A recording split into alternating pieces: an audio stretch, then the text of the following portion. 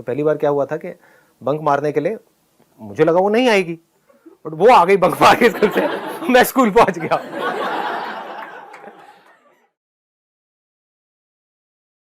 एक बड़ा मजेदार सा किस्सा है यहाँ पर जो मुझे बाद में पता लगा था, उस टाइम नहीं पता लगा था। जब मैं एडमिशन के लिए गया था रिसेप्शन पे उस स्कूल में, तो अभी जो मेरी वाइफ है उसने मुझे देखा था और उसने मन ही मन सोचा था कि अगर ये आ गया हमारे स्कूल में तो मजा आ जाएगा। लेकिन ये बात मुझे पता नहीं थी। अगर पता होती तो मुझे इतनी स्ट्रगल नहीं करनी पड़ती 1-1.5 साल तक। तो ये मुझे बहुत बाद में पता लगी। तो वो हमारा पहला कांटेक्ट था, मतलब जब उसने मुझे देखा था, मैंने उसे नहीं देखा था। फिर जब मैं स्कूल में गया और मेरा पहला दिन था, तब जब मैंने भी उसे देखा तो मेरे भी अंदर से कुछ ऐसी ही फीलिंग हुई, काश के व्हाटएवर। लेकिन फिर मैंने कहा नहीं, मेरी औकात से बहुत ऊपर है तो क्योंकि मेरी जो सेल्फ एस्टीम थी वो बहुत ही लो थी। मतलब मैं खुद को इतना गया गुजरा समझता था, इतना बेवकूफ़ समझता था जिसकी कोई हद नहीं है। कि मेरी जो पॉजिटिव क्वालिटीज भी थी कुछ ना कुछ, सब में पॉजिटिव नेगेटिव होता है ना, वो भी मुझे नेगेटिव लगती थी। कि मेरे बाल अभी तो थोड़े ब्लैक से दिख रहे हैं आपको, उस टाइम पे काफ़ी ब्राउन होते थे और बड़े से ऐसे फ्लिक निकलता था ये करके, ये ऐसे ऐसे वो बड़े बड़े बाल चलते थे व्हाटएवर। तो वो भी मुझे बड़ा अजीब सा लगता था। मैं जेन्युइनली अंदर से सोचता था, जैसे स्कूल की लाइन होती थी ना वहाँ पहले वाले स्कूल में 10th तक, कि भाई मेरे बाल ब्राउन क्यों हैं, शायद इसीलिए मेरे से कोई बात नहीं करता है कि सबके ब्लैक है मेरे ब्राउन है। मैं इतना फेयर क्यों हूँ, मैं बहुत ज़्यादा फेयर था, अभी भी हूँ, लेकिन आप लगा सकते हो आइडिया कि पहले तो और भी ज़्यादा था, तो कितना ज़्यादा होऊंगा। मैं सोचता तो मैं इतना फेयर क्यों हूँ, काला क्यों नहीं हूँ। तो मैं बड़ी कोशिश करता था काला होने की, लेकिन हो नहीं पाता था, पता नहीं क्या डिफेक्ट था स्किन के अंदर या व्हाटएवर। तो आप समझ रहे हो ना मैं क्या कह रहा हूँ, कि मेरी जो पॉजिटिव क्वालिटीज भी थी वो भी मुझे नेगेटिव लगती थी, इतनी सेल्फ एस्टीम मेरी लो थी। तो मेरे माइंड में यही आया, मैंने कहा यहाँ तो कुछ होने वाला है नहीं। But somehow or the other we became friends। 11th में 5-6 महीने तक हम फ्रेंड्स रहे थे। उसको भी मेरे ऊपर इतना ट्रस्ट था कि मैंने उसको बोला कि हाँ भाई चल बंक मारे कल स्कूल से, तो उसने कह दिया हाँ ठीक है बंक मारते हैं। तो पहली बार क्या हुआ था कि बंक मारने के लिए मुझे लगा वो नहीं आएगी, बट वो आ गई बंक मार के स्कूल से। मैं स्कूल पहुंच गया। उस गली का नाम आज भी हमने रखा हुआ है 7 से 7:30 वाली गली। सुबह 7 से 7:30 बजे तक वो वहां पर अकेली बेचारी भटकती रही, फिर वो अपने घर चली गई। तो मतलब इतना अजीब सा एक सिचुएशन हुआ था, क्योंकि मेरे को विश्वास नहीं था, वी वर जस्ट फ्रेंड्स। तो मुझे नहीं लग रहा था कि वो आ जाएगी, लेकिन जब मुझे पता लगा तो मैंने कहा भैया तो मजे आ गए और क्या चाहिए। हाँ, फिर हमने इकट्ठे स्कूल से बंक मारने शुरू करे थे। अब ये मैं बता तो रहा हूँ आप लोगों को, लेकिन ये अब वैसे स्कूल से तो आप लोग निकल चुके हो। हाँ, तो जो स्कूल में है उन बच्चों को मैं कहना चाहूँगा ऐसा कुछ मत करिए प्लीज़। हाँ, तो मेरा 11th तो ऐसे ही निकला। 12th स्टैंडर्ड में क्या हुआ कि मेरे अंदर से एक पढ़ने का मेरे अंदर एक कीड़ा आ गया। मैंने बताया भी था अपने एक सेशन में, पावर ऑफ फोकस वाले सेशन में क्या हुआ था। अपने फ्रेंड के साथ में सिगरेट विगरेट बहुत पीता था, तो सुट्टा मार रहा था और ये वो बातें हुई और ऐसे करके, तो अंदर से आ गया कि नहीं यार मेरे को पढ़ना है। तो उस टाइम पे फिर 12th में मैंने पूरा अपना फोकस डाल दिया पढ़ाई के ऊपर, और उसकी वजह से मेरा और इसका रिलेशन थोड़ा थोड़ा ख़राब होने लग गया। क्योंकि ये कहती कि अच्छा पढ़ाई ठीक है पढ़ लो, लेकिन ये थोड़ी कि मुझे बिल्कुल ही तुमने छोड़ दिया। तो मेरा ये था कि नहीं मुझे पढ़ना है पढ़ना है पढ़ना है। वहाँ पर भी कुछ बड़ा मज़ेदार हुआ कि ये इतना नहीं पढ़ती थी, ये अपना चिल्ड आउट रहती थी अपना लाइफ में, ठीक है। मेरे को भी कहती थी कि नहीं तुम आराम से लो ना, इतना सीरियस क्यों हो रहे हो। और मैंने बहुत सीरियस होकर के डेली पता नहीं कितने कितने घंटे पढ़ाई करी, और 12th में मेरे आए 85%, और हमारे स्कूल में टॉप किया इसने।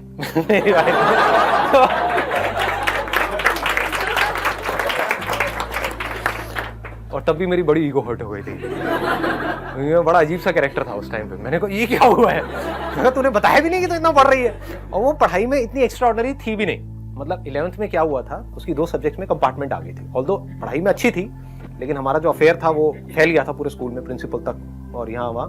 तो उन्होंने दिमाग लगाया, उनकी स्ट्रैटेजी थी हमारे स्कूल वालों की उधर की, कि जब भी ऐसा कुछ हो तो एक को बाहर कर दो स्कूल से, समझ गए। तो मेरे को बाहर करने की उनमें हिम्मत नहीं थी, क्योंकि मैंने एक बहुत बड़ा कांड किया था 11th स्टैंडर्ड में, तो वो पूरे स्कूल में सबको पता था। Do you want to know कि क्या कांड किया था? That was also turning point of my life. तो बता देता हूँ। उसमें क्या हुआ था कि मैं जिस स्कूल से आया था वहाँ पर इतने बड़े बच्चों को मारते नहीं थे, मतलब कि 10th 11th में नहीं मारते थे। हाँ, बचपन में तो बहुत मार खाई है, 4th 5th 6th में तो बहुत पिटाई होती थी, लेकिन 10th 11th 12th में मैंने वहाँ पर नहीं देखा था उस स्कूल में किसी को मारते हुए। लेकिन यहाँ पर नॉर्मल था कि आप 11th में हो 12th में हो, पिटाई होगी तो होगी, रोज होनी ही होनी है पिटाई। मतलब ऐसा स्कूल था, इतनी ज्यादा यहाँ पे दहशत फैलाई हुई थी कुछ लोगों ने। उसमें से एक पीटी सर थे जो ये टिपिकल जो होते हैं। हाँ, तो अब क्या हुआ कि मेरे को आदत थी नहीं मार खाने की, क्योंकि बाहर भी मैंने बताया कि मेरे लड़ाई झगड़े बड़ी जल्दी हो जाते थे, जरा सा भी कुछ होता था तो मार पिटाई ये वो शुरू हो जाता था 1 मिनट के अंदर अंदर। तो यहाँ पे क्या हुआ, इनको पता नहीं था, इनको सर को, तो इनके अभी अंदर कहीं ना कहीं आया हुआ कि यार लड़का नया आया है, चलो इसको ठीक करते हैं, अपने सांचे में ढालते हैं। इनको पता नहीं था कि मैं ढलने वाले में से नहीं हूँ। तो अब क्या हुआ कि इन्होंने लाइन में सबको खड़ा किया, उनके हाथ में एक डंडा रहता था, अच्छा लकड़ी का मोटा सा डंडा, तो वो एक एक करके सबको मारते हुए आ रहे, जैसे हाथ आगे करो धाड़, हाथ आगे करो धाड़। मेरे पास तक पहुंचे, I was the 4th number. मैंने कहा सर मारना मत प्लीज, बात कर लो जो करनी है, मारना मत। मार वार खाने की मेरी आदत नहीं है, मतलब बचपन में बहुत पिटाई हुई है तो मेरे अंदर मैं बहुत भरा हुआ हूँ, अगर आपने मारा तो कुछ भी हो सकता है व्हाटएवर। तो उन्होंने कहा अच्छा तू धमकी दे रहा है मेरे को, तो उन्होंने लिया, बाकी सबके तो यहाँ मार रहे थे, मेरे डंडा लेकर के पीछे या पैर के पीछे काव्स के ऊपर खींच करके मारा, मतलब वो सूज गया था करीबन 10-15 दिन तक के लिए, तो अच्छे तरीके से मैं वहीं पे गिर गया, मतलब इतनी तेज पड़ा था मैं वहीं गिर गया। फिर मैं खड़ा हुआ, तो फिल्में देखी थी खड़ा हुआ, मैं कहा सर मारा क्यों आपने, मैंने कहा था ना मत मारना, मारा क्यों? तो उस बंदे को पता नहीं था कि ये बंदा मतलब इस हद तक चला जाएगा। तो उन्होंने कहा अच्छा तू धमकी दे रहा है मेरे को, उन्होंने खींच के थप्पड़ मारा अच्छे तरीके से घुमा के, और फिर जैसे होता है ना कुछ देर के लिए तो तारे नजर आ जाते हैं दिल में, हाँ एकदम से कुछ समझ नहीं आया क्या हुआ है, लेकिन फिर जैसे ही थप्पड़ पड़ा मैंने कहा नहीं ये ज्यादा हो गया है, मतलब जब थप्पड़ पड़ा तो फिर मैंने अपनी टाई ढीली करी, मैंने कहा मार तू पे आ गया था, मैंने कहा ये तो ज्यादा ही हो गया है, मतलब 1 मारा 2 मारा, मतलब ये क्या क्या बदतमीजी हो रही है। मैंने कहा मार आज कितना मारता है, टाई ढीली करी, शर्ट बाहर निकाली, शर्ट के ऐसे करके हल्के से बटन फाड़े, मार।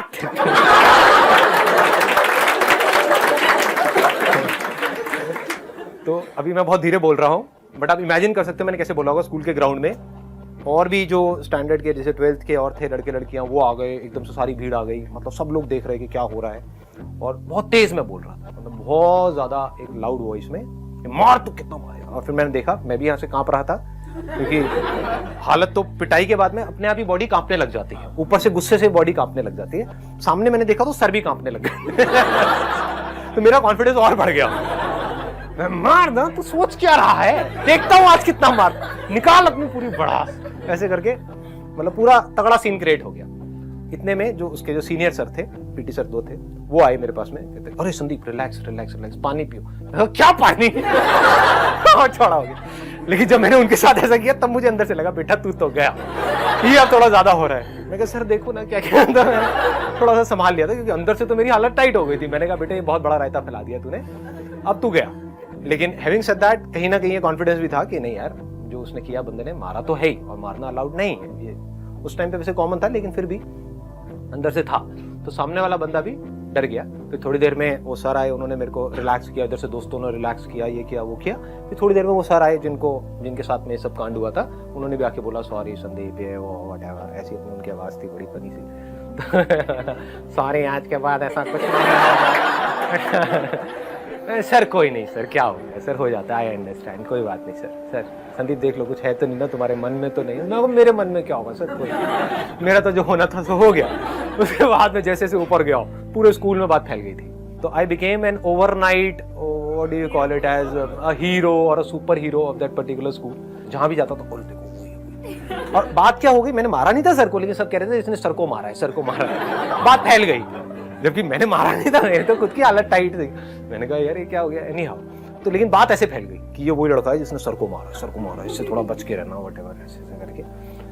तो वैसा एक माहौल बन गया था। तो I think, I may be wrong, but I think इस वजह से मुझे 11th में पास कर दिया, क्योंकि लोगों को लगा कि ये तो भैया पागल है, ये पता नहीं क्या करेगा, कहीं स्कूल के बाहर जाकर के सर को, एक मैडम को ना पकड़ ले, व्हाटएवर। कहीं ना कहीं डरते तो वो भी है, राइट, उनके अंदर भी डर होता है। तो उन्होंने मुझे पास कर दिया, लेकिन मेरी उसको फेल कर दिया, मतलब उसकी 2 में कंपार्टमेंट आ गई। इसके बाद सीधा ही क्या हुआ कि 12th में टॉप किया किसने, अगेन मेरी वाइफ ने, और उसका नाम 10 साल तक वहां पे स्कूल के वहां पे लिखा रहा।